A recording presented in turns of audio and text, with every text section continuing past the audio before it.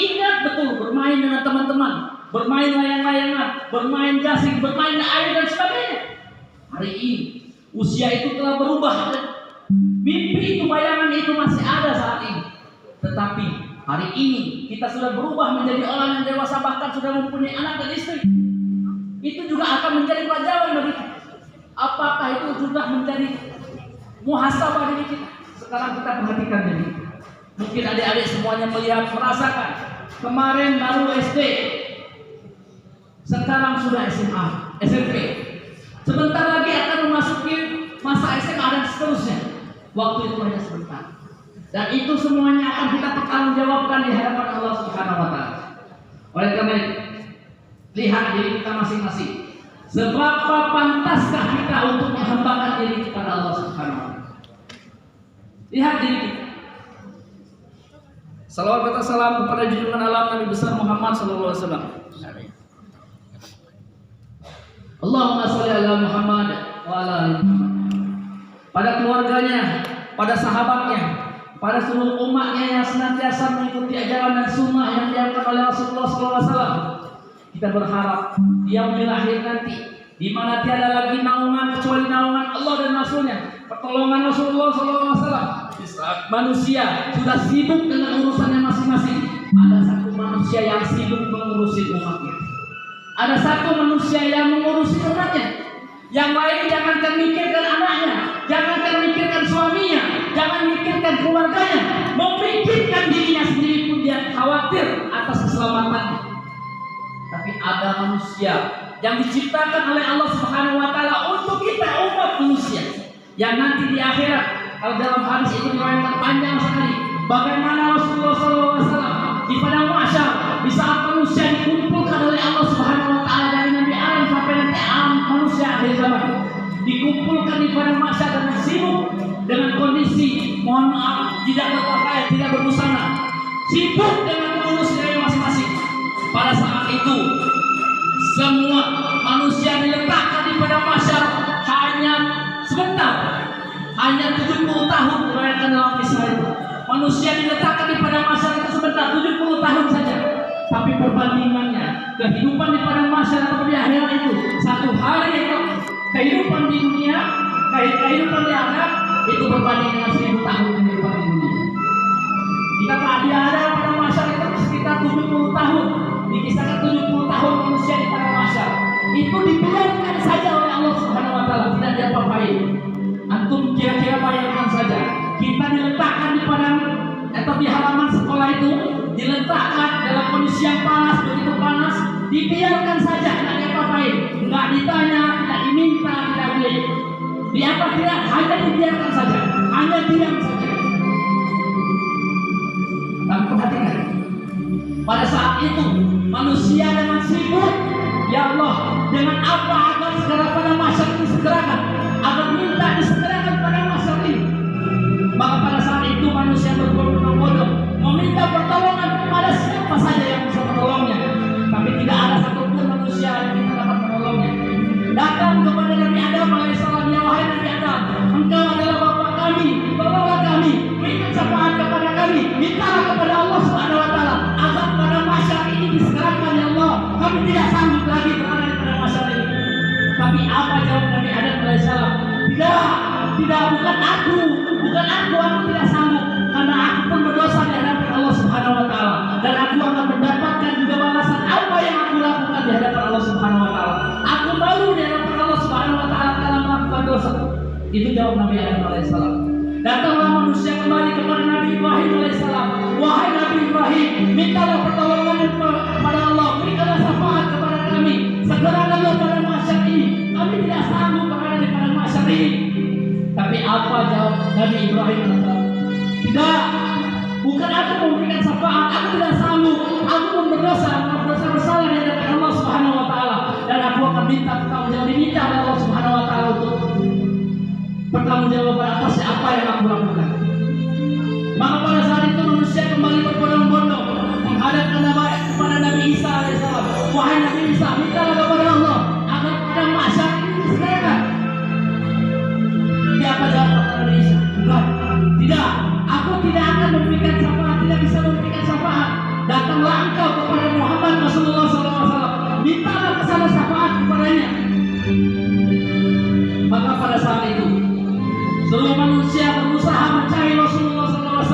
dan meminta kepada Nabi Muhammad SAW, ya Rasulullah, mintakanlah syafaatmu kepada Allah Subhanahu Wa Taala untuk disegerakan pada masa ini, karena kami tidak sanggup berada di dalamnya. Karena kenapa? Begitu panasnya terik matahari diletakkan di atas kepala kita, satu jengkal di atas kepala kita. Ada manusia yang berkeringat sampai ke mata kakinya, ada yang berkeringat sampai ke lututnya, ada yang berkeringat sampai ke pinggangnya, bahkan ada yang tenggelam dengan keringatnya sendiri karena malu di hadapan Allah Subhanahu Wa Taala atas dosa-dosanya. Pada itu manusia meminta kepada Rasulullah SAW, maka pada saat itu tersungkur Nabi Muhammad SAW bersujud meminta kepada Allah, ya Allah, segerakanlah pada masyarakat ini, segerakanlah pada masyarakat ini. Umat manusia tidak sanggup berada di tempat ini lagi ya Rasulullah.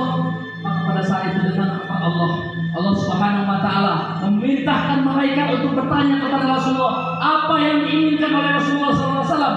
Padahal Allah Subhanahu Wa Taala Maha tahu apa yang diminta oleh Rasulullah SAW untuk menyegerakan pada masyarakat. Begitulah dengan izin Allah Subhanahu Wa Taala pada masyarakat itu disegerakan oleh Allah Subhanahu Wa Taala untuk fase kehidupan kita yang berikutnya. Adik-adik yang dirahmati Allah, maka kehidupan dunia yang kita lakukan pada saat ini, yang kita laksanakan pada saat ini adalah salah satu perjalanan kehidupan kita saja, fase kehidupan kita saja. Jangan kita menganggap kehidupan dunia ini adalah kehidupan kita yang kekal selama-lamanya, bukan. Tapi adalah perjalanan, satu titik perjalanan yang akan terus berlanjut. Kalaulah kehidupan di dunia ini sudah berapa tahun? Kita tahu Nabi Muhammad SAW itu 1400 sekian tahun. Sekarang Nabi Adam dengan fase kehidupan yang begitu panjang.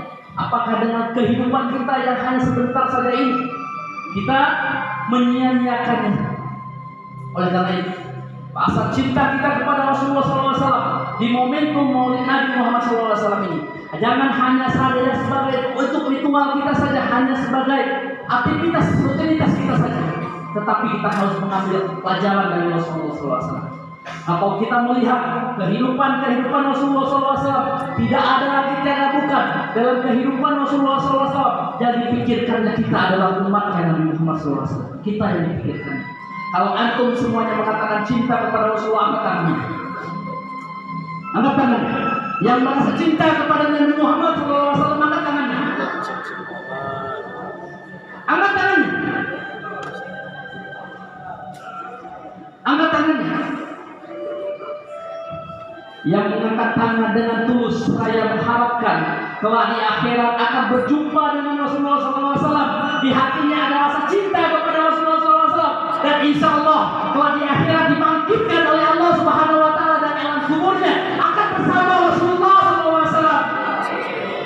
Dan kita berharap jika Allah ada dalam hati kita rasa malas, rasa enggan, tidak mau untuk mengangkat tangan karena cinta kita kepada Rasulullah SAW, dan kita berharap dia akan menjadi saksi di hadapan Rasulullah SAW.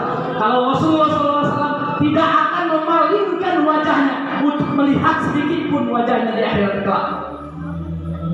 Alhamdulillah. Turunkan tangan-tanganmu adik.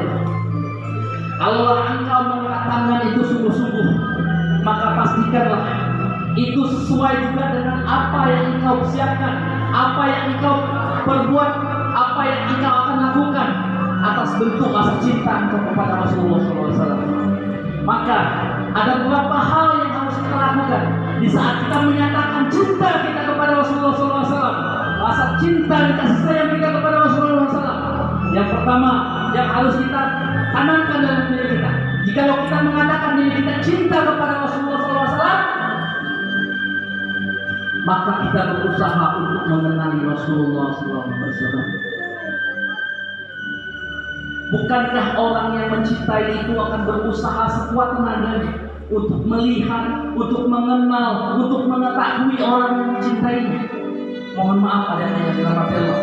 Kalau antum semua yang punya akhwat, yang ikhwan, melihat ada akhwat yang anda rasa, ada hati dan perasaan dalam diri anda, maka anda akan berusaha untuk mendekatinya, bukan? Iya kan? Akan berusaha untuk mencari perhatiannya, akan berusaha untuk dilihatnya, akan berusaha untuk menjadi orang yang selalu dekat dengannya. Seharusnya begitu juga dengan kita. Jika rasa cinta kita kepada Rasulullah SAW itu ada dalam diri kita, maka rasa itu harus ada. Suatu ketika Rasulullah SAW sedang berkumpul dengan para sahabatnya. Dalam satu majelis Rasulullah SAW mengatakan, sesungguhnya aku sedang rindu kepada ikhwanku, kepada saudara. Sahabat bertanya kepada Rasulullah, ya Rasulullah, siapakah sahabatmu, siapakah saudaramu itu ya Rasulullah? Bukankah kami ini adalah saudaramu? Kami mencintaimu ya Rasulullah. Apa kata Rasulullah SAW? Bukan. Bukan. Engkau bukan saudara, tapi engkau adalah sahabatku. Ya Rasulullah, dikejar oleh para sahabat tadi. Siapa yang engkau katakan ikhwanmu itu ya Rasulullah? Siapa yang engkau katakan saudaramu itu ya Rasulullah? Yang engkau rindukan itu siapa ya Rasulullah? Maka pada saat itu Rasulullah SAW berkatakan, orang yang dekat denganku, orang yang menjadi ikhwanku, menjadi saudaraku, mereka tidak pernah melihat wajahku, mereka tidak pernah mendengar lisanku, mereka tidak pernah melihat interaksi denganku, dia tidak pernah bermain denganku, tidak pernah bersamaku, bahkan mereka jauh daripada masalah. Ya Rasulullah, kenapa engkau begitu mencintainya? Kenapa engkau begitu mencintainya? Kata Rasulullah SAW, walaupun dia jauh, walaupun dia tidak pernah melihat wajahku, walaupun dia tidak pernah mendengar lisanku, walaupun tidak pernah berinteraksi denganku, tetapi ada rasa cinta di hatinya untukku, kata Rasulullah SAW. Maka aku rindu dengan orang itu. Aku rindu yang kelak akan bersamaku di surga Allah Subhanahu wa Ta'ala. Ada yang dirahmati Allah. Adakah rasa cinta itu dalam hati kita? Kita nggak pernah lihat Rasulullah SAW, bukan? Kita nggak pernah melihat wajah Rasulullah SAW, bukan? Kita tidak pernah mendengar lisan Rasulullah SAW secara langsung, bukan? Kita tidak pernah berinteraksi dengan Nabi Muhammad SAW, bukan? Kita jauh daripada masanya, bukan? Sekarang tanyakan dengan hati kita. Tanyakan dengan hati kita, adakah rasa cinta itu dalam hati kita kepada Rasulullah SAW? Jikalau disebut nama Muhammad Sallallahu Alaihi Wasallam, adakah mulut kita terucap Allahumma sholli ala Muhammad wa ala ali Muhammad? Adakah kita berselawat kepada Rasulullah SAW? Adakah kita ungkapkan rasa cinta kita kepada Rasulullah SAW? Sekarang tanyakan hati kita masing-masing. Jika engkau mengatakan, aku cinta kepada diriku, aku cinta kepada orang tuaku, aku cinta kepada saudaraku, aku pastikan saat ini, saya pastikan saat ini, kalau betul Anda mencintai diri Anda dan mencintai orang tua Anda, lebihlah besar lagi cinta Rasulullah SAW kepada kita umatnya. Lebih besar lagi cinta Rasulullah SAW kepada umatnya daripada cinta kita kepada diri kita sendiri. Kalau kita mengatakan kita cinta kepada diri kita, belum sebanding dengan cintanya Rasulullah SAW kepada kita. Belum sebanding cintanya Rasulullah SAW kepada kita. Kalaulah ada dalam hati kita mengucapkan kalimat syahwat kepada Rasulullah SAW, maka ucapkanlah sering-sering, ucapkanlah terus-menerus, dan katakanlah bahwasanya engkau merindukan Rasulullah SAW, engkau berharap berjumpa dengan Rasulullah SAW kelak. Maka ungkapkan, ekspresikan cinta kita itu dengan mengucapkan cinta dan bersalawat kepada Rasulullah SAW. Ada di yang dirahmati Allah. Yang pertama, kita harus mengenal Rasulullah SAW. Bagaimana caranya? Alhamdulillah, para ulama telah menciptakan ataupun memberikan rujukan bagi kita semuanya untuk mengenal Rasulullah SAW dengan sirah nabawiyah. Bagaimana kita belajar dengan detail tentang Rasulullah SAW, mengenal Rasulullah SAW. Walaupun kita tidak pernah melihat Rasulullah SAW, tapi kita melihat, mengerti, tahu bahkan Rasulullah SAW bagaimana berfisik, bagaimana akhlaknya, bagaimana sikap tingkah lakunya, bagaimana kepemimpinannya, bagaimana dia menjadi seorang suami, bagaimana dia menjadi seorang pemimpin, bagaimana dia menjadi seorang menjadi orang-orang di tengah masyarakat. Maka nilai-nilai itu harus tumbuh dalam diri kita. Yang pertama kita harus tumbuhkan bagaimana cinta kita kepada Rasulullah SAW harus tumbuh dengan sungguh-sungguh, dengan sebenar-benarnya. Suatu ketika Rasulullah SAW bertanya kepada sahabat, kalaulah saat Rasulullah SAW diminta oleh Allah Subhanahu wa Ta'ala untuk menyampaikan, malaikat berjumpa dengan Rasulullah SAW mengatakan, aku pula akan bersama dengan umat, akan bersama umat, akan menolong umat. Maka itu harus ada dalam diri kita, yakini dalam diri kita bahwasanya Allah Rasulullah SAW juga akan mencintai. Maka yang pertama kita kenali Rasulullah SAW. Sebelum manusia diciptakan oleh Allah Subhanahu wa Ta'ala,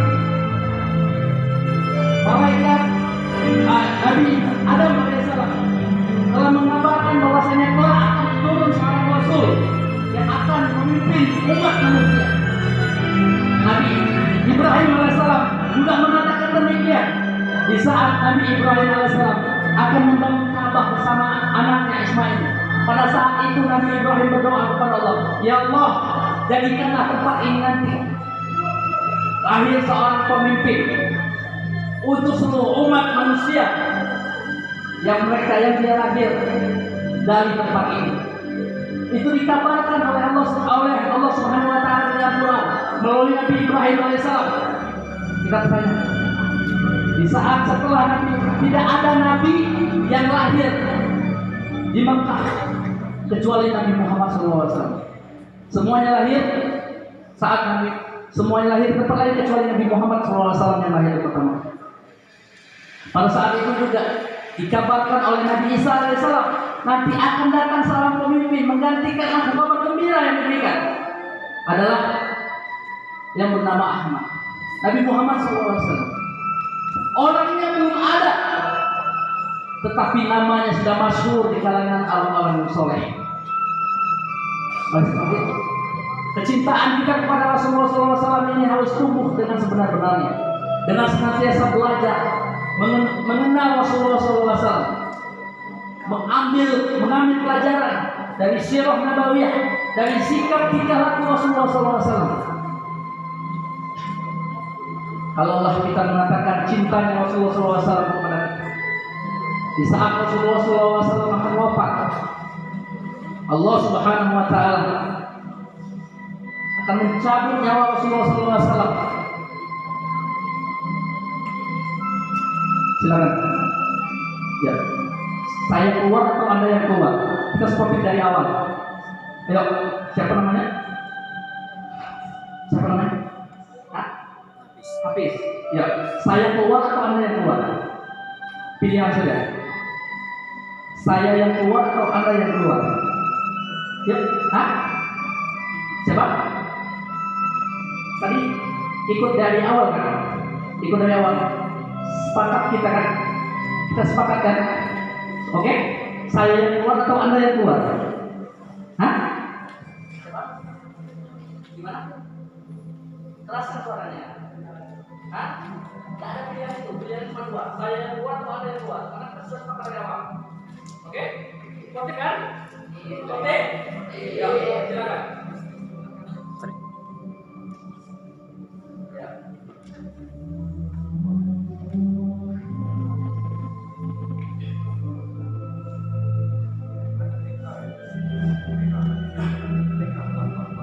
Ya, dari awal saya sampaikan dari awal, ya kan? Karena ini adalah komitmen. Kalau kita ingin serius, ingin ikut, ayo ikut. Kalau tidak, yuk keluar. Dari awal sudah disampaikan. Sudah dengar semua tadi kan? Bersaksi semua tadi kan? Ya. Karena saya tidak mau ada kesan kita hanya bermain-main di sini, hanya sekedar mengikuti kegiatan yang biasa-biasa saja yang bisa kita lakukan. Dari awal saya sampaikan, jauh antum datang dari rumah ke sini untuk menghadiri acara ini, kegiatan ini. Jauh saya datang dari Kepahyang untuk ke sini untuk berbagi, menceritakan sesuatu yang mungkin insya Allah bermanfaat untuk anda semuanya. Jangan sampai sia-sia. Kalaulah ada kebaikan di situ nanti, insya Allah kebaikan itu akan kembali kepada kita. Kalau ada keburukan di situ, dan kita juga akan merasakan keburukan. Sebuah ilustrasi yang ingin saya sampaikan kepada adik-adik semuanya. Kira-kira kalau Ustaz seperti ini, gimana perasaan antum semuanya? Kalau Ustaz senyum seperti ini, gimana rasanya? Perasaan adik-adik semuanya rasanya? Senang. Tapi kalau saya seperti ini, rasanya seperti apa? Buruk, kan? Maka begitu juga dengan kita, sama, rasa kita ini sama. Ya, kalau adik-adik memperlakukan Ustaz dengan baik, hati juga akan menerima dengan baik. Ya, tapi kalau adik-adik tidak menerima dengan baik, maka Ustaz juga akan menerima hal itu dengan tidak baik. Ya, energi negatif dengan energi negatif akan menghasilkan positif. Ya, kalau kebaikan dilakukan dengan kebaikan, maka itu akan kembali kepada kita kebaikan. Ya, kalau keburukan yang kita lakukan keburukan juga yang akan datang kepada kita. Ya, kembali. Ya, kita komitmen dengan janji awal itu. Kita hilang ya kan? Baik, ya, komitmen ya. Yang lagi siap? Lanjut. Lanjut. Oke, ya, apa lanjut? Ya, kita sebentar sampai selesai aja. Sudah selesai nanti kita bubar. Ya, maka momentum ini kita harus setidaknya berusaha untuk mengenali Rasulullah SAW, berusaha untuk mencari sumber-sumber atau pengetahuan kita tentang Rasulullah SAW. Bagaimana kita akan mengatakan kita cinta kepada Rasulullah SAW tapi kita tidak mengenali Rasulullah SAW? Bagaimana kita akan mengharapkan syafaat dari Rasulullah SAW kalau kita tidak berusaha untuk mengenal Rasulullah SAW? Kalau ibarat kita mengatakan, kalau kita mengucapkan rasa cinta kita kepada Rasulullah SAW itu ibarat kita menuangkan air ke dalam gelas yang sudah terisi penuh. Gelas itu sudah terisi penuh dan kita tuangkan air. Apa yang akan terjadi? Maka air itu akan bertumpah mengenai orang yang menumpahkan, yang menuangkan. Begitulah seperti Rasulullah SAW. Jikalau kita tidak mau berselawat kepada Rasulullah SAW pun tidak apa-apa. Rasulullah SAW tidak akan rugi. Dia tetap menjadi Rasul, tetap akan menjadi kekasih Allah Subhanahu Wa Taala. Sedikit pun tidak akan pernah hina Rasulullah SAW kalau kita tidak mau mengucapkan selawat kepadanya, tidak mau mengucapkan cinta kita kepada Rasulullah SAW. Tetapi kita yang membutuhkan Rasulullah SAW. Kalau kita tidak ada jaminan kita akan masuk ke dalam surganya Allah Subhanahu Wa Taala, kecuali rahmatnya Allah Subhanahu Wa Taala dan syafaatnya Rasulullah SAW. Tidak ada yang lain. Kalau sudah kita minta amal kita ini, ya, untuk membalas ataupun memberikan tanda bahwasanya kita akan mendapatkan surganya Allah Subhanahu Wa Taala, yakinlah dulu. Kalau kita menghitung nikmat yang Allah berikan kepada kita dari ujung rambut sampai ujung kaki kita, akan kita hitung semua nikmat Allah dan kita bandingkan dengan sholat kita, kita bandingkan dengan puasa kita bandingkan dengan salawat kita bandingkan dengan ibadah kita, belum ada. Maka yang kita minta kesempatan maulid Nabi ini adalah rasa cinta yang tumbuh kepada Rasulullah SAW, sehingga itu menjadi dasar nanti kita akan berharap akan bersama Rasulullah SAW. Satu ketika di ujung ayat Rasulullah SAW, Rasulullah SAW 3 hari sebelum wafat, Rasulullah SAW merasakan sakit yang tidak pernah dia rasakan. Rasulullah SAW itu tidak pernah sakit, tapi pada saat itu panas yang begitu sangat dirasakan oleh Rasulullah SAW. Panas tubuhnya, sangat panas. Pada saat itu Rasulullah SAW biasa dengan para sahabat melaksanakan sholat fardu secara berjamaah. Setelah Bilal bin Rabah memandangkan azan, memanggil para sahabat dan berdatangan semuanya menunggu saat Rasulullah SAW akan memimpin sholat Jumat, melaksanakan sholat maghrib. Tapi pada saat itu Rasulullah SAW tidak keluar dari biliknya. Padahal bilik Rasulullah SAW itu sebelahan dengan masjid tempat mereka sholat. Bertunggu para sahabat pada saat itu. Mana Rasulullah? Kok nggak datang? Dipanggil Rasulullah SAW pada saat itu untuk dilihat kondisinya. Ternyata Rasulullah SAW begitu panas tubuhnya. Didatangi oleh para sahabat pada saat itu. Akhirnya Rasulullah SAW pun datang dengan para sahabat untuk melaksanakan sholat fardu. Pada saat itu Rasulullah SAW tidak kuat lagi. Beliau mendorong Abu Bakar untuk memimpin sholat fardu. Pada saat itu Abu Bakar menolak dengan cara mundur ke belakang. Kemudian Rasulullah SAW mendorongnya lagi dan Abu Bakar mundur kembali. Wahai Abu Bakar, laksanakanlah kata Rasulullah SAW. Ya Rasulullah, tidak mungkin aku akan memimpin sholat di saat engkau masih ada bersama kami. Tidak akan memimpin engkau di saat sholat saat engkau ada bersama kami. Mundur. Maka pada saat itu Rasulullah SAW sholat dengan cara ini dan diikuti oleh para sahabat. Begitulah cinta Abu Bakar kepada Rasulullah SAW.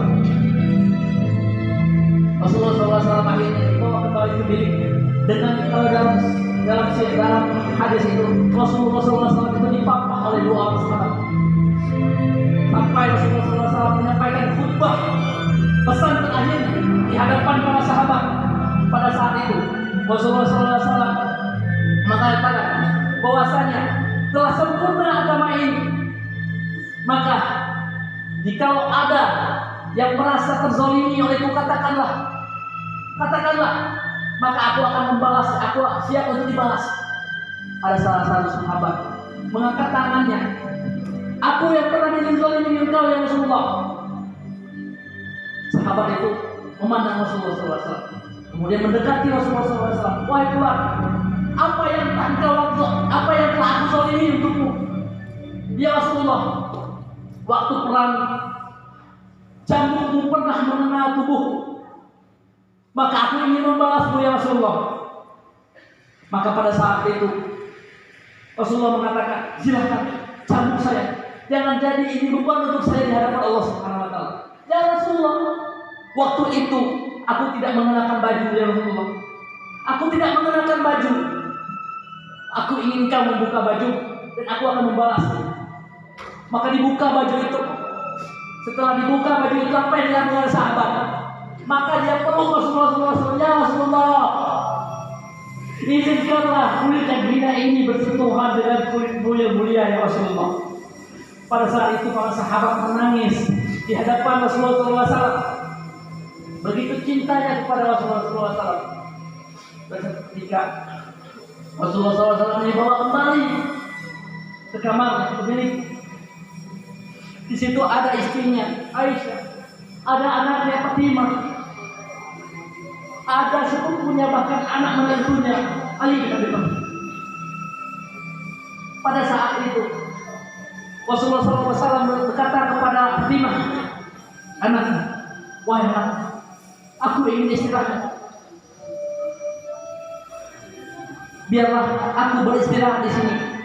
Kalau ada yang datang ke sini, aku tidak mau diganggu. Aku ingin istirahat. Tidak lama Rasulullah SAW beristirahat, datang seorang laki-laki menghadap ke sana, mendekat rumah Rasulullah SAW, ingin berjumpa dengan Rasulullah SAW. Fatimah mengatakan, mau apa engkau kesini? Aku ingin berjumpa dengan Muhammad Rasulullah. Tidak, ayahku sedang sakit, dia mau beristirahat. Mendengar jawaban itu Rasulullah SAW dari dalam mengatakan, wahai anakku, kemarilah. Ya Rasulullah, istirahatlah, kata Fatimah. Siapa yang datang? Entahlah. Aku tidak pernah melihat orang itu. Dia ingin berjumpa dengan.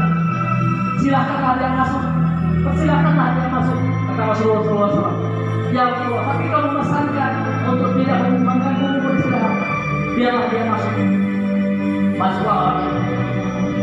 Masuklah orang itu menghadap Rasulullah SAW. Saat Rasulullah SAW berbalik, maka Rasulullah SAW bertanya, apakah ini waktunya? Apakah ini waktunya? Orang itu mengaku, ya. Ya. Maka pada saat itu Rasulullah SAW hanya terdiam dan mempersilahkan. Sebelum Rasulullah SAW mempersilahkan, mempertanyakan dulu kepada Nabi, kepada malaikat, mana Jibril? Mana Jibril? Kenapa dia tidak hadir di sini? Maka pada saat itu datang Nabi Jibril alaihissalam kepada Rasulullah SAW. Ya Jibril, apakah benar waktu ini telah tiba? Ya, benar. Sebelum ini dilaksanakan, aku ingin bertanya kepada wahai Jibril, apa hakku di hadapan Allah Subhanahu wa taala? Apa hakku di hadapan Allah Subhanahu wa taala? Maka pada saat itu Jibril mengatakan, ya Rasulullah, sesungguhnya saat ini para malaikat sedang menunggu kehadiranmu. Mereka berbaris untuk menyambutmu ya Rasulullah. Dibuka pintu-pintu surga untuk menyambutmu ya Rasulullah. Tapi Rasulullah SAW tidak sedikit pun melihat wajah bahagianya. Tidak. Sedikit pun tidak melihat rasa bahagianya. Di saat Jibril mengatakan pintu surga dibuka, di saat para malaikat sedang menantinya, di saat Allah akan bersamanya, tidak menampakkan wajah bahagianya. Adakah lagi ya Jibril? Apa janji Allah untukmu? Apa hakmu di hadapan Allah? Maka pada saat Jibril mengatakan, ya Rasulullah, Allah mengatakan tidak akan pernah dibuka pintu surga. Tidak akan pernah dibuka pintu surga kecuali untuk umat-umat yang lain. Tidak akan pernah dibuka pintu surga untuk umat-umat yang lain kecuali umatmu sudah berada di dalamnya. Kecuali umatmu sudah berada di dalamnya, maka umat-umat yang lain baru bisa masuk ke dalam surga ya Allah. Maka pada saat itu Rasulullah SAW tersenyum bahagia dengan janji Allah Subhanahu wa taala, karena tidak akan dibuka pintu surga kecuali kita umat Nabi Muhammad SAW berada di dalamnya, baru umat-umat yang lain baru masuk. Maka pada saat itu barulah senyum Rasulullah SAW perlahan. Nyawa Rasulullah SAW itu dicabut dari mulai ujung kakinya, merasakan sakit yang luar biasa. Yang luar biasa yang tidak pernah dirasakan oleh sakit sebelumnya. Letih dalam mulut Rasulullah SAW katakan, jikalau ini sakit dirasakan oleh umat begitu perih, biarlah aku saja menanggungnya. Biarlah aku saja menyatakan sakit yang aku rasakan saat ini. Jangan sampai umatku merasakan sakitnya sakaratul maut.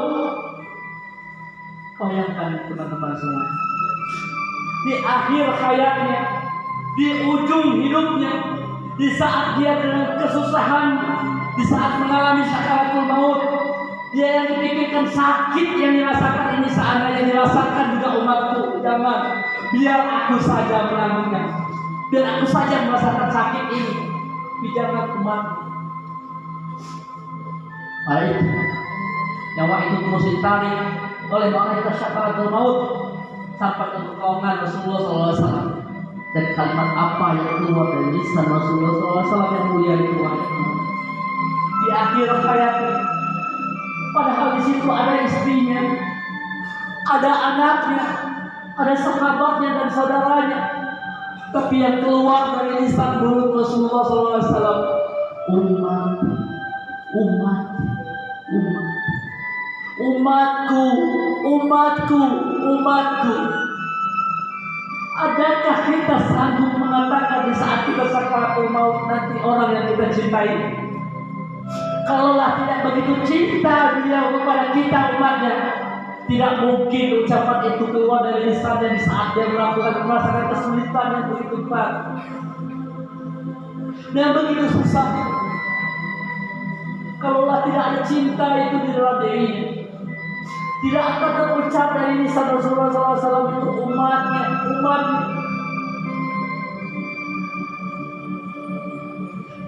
Maka nyawa itu dicabut dan apa yang dialami oleh sahabat Kalau kita melihat bagaimana seorang Umar bin Khattab di saat tahu Rasulullah SAW wafat, begitu cintanya kepada Nabi Muhammad SAW sampai dia berlari dari ujung keluar kota sampai ke sana dan mengatakan, siapa yang mengatakan Muhammad mati maka akan aku penggal kepalanya. Siapa yang mengatakan Muhammad meninggal akan aku penggal kepalanya. Itu yang dikatakan oleh Umar bin Khattab. Siapa yang mengatakan Muhammad mati maka akan aku penggal kepalanya. Tidak ada yang berani menghadap Umar bin Khattab pada saat itu. Kecuali yang bakal sini. Berkata Abu Bakar, jikalau ada manusia menyembah Muhammad, maka Muhammad telah wafat. Muhammad telah meninggal. Muhammad telah pergi meninggalkan kita.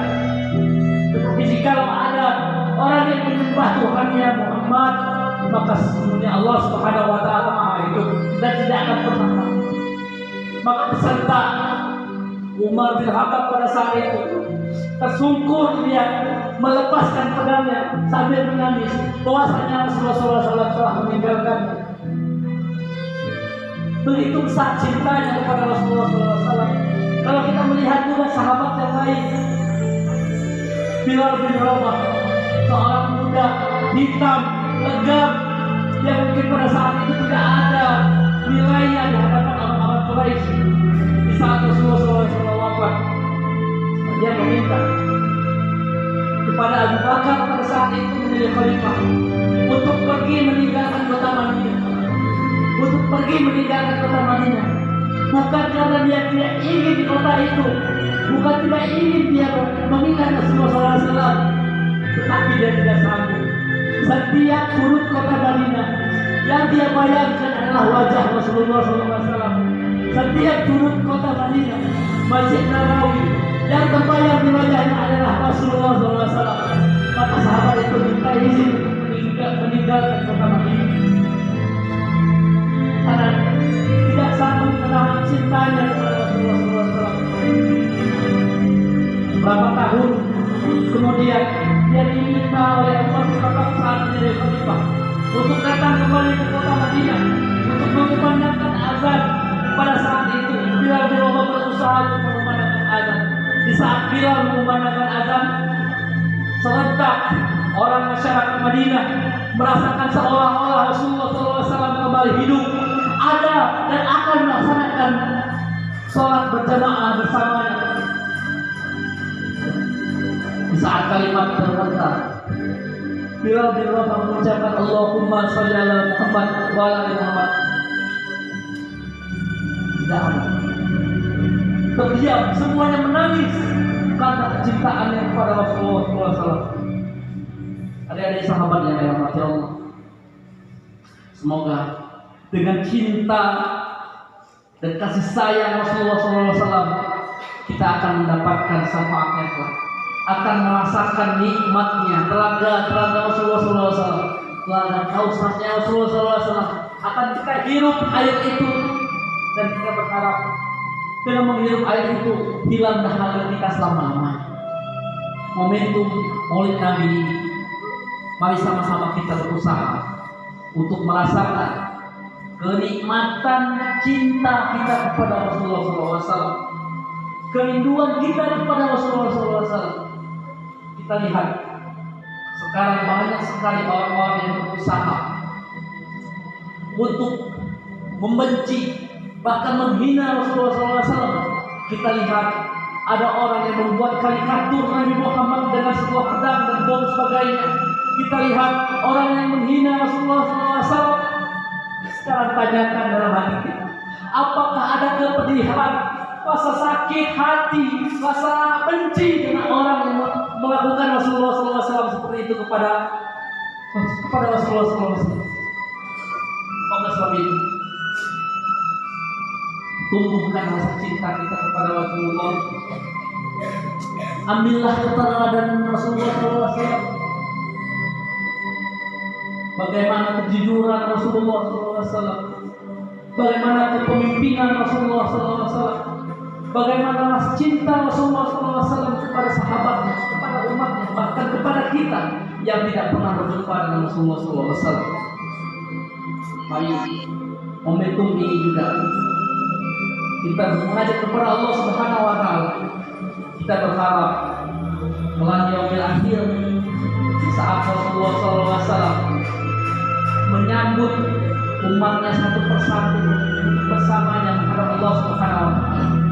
Dan kita berharap kita semua juga dalam barisan itu dan bersama Rasulullah SAW. Semoga dengan kita memiliki rasa cinta kepada Rasulullah SAW, kita bersama Rasulullah SAW di surganya Allah Subhanahu wa taala. Assalamualaikum warahmatullahi wabarakatuh.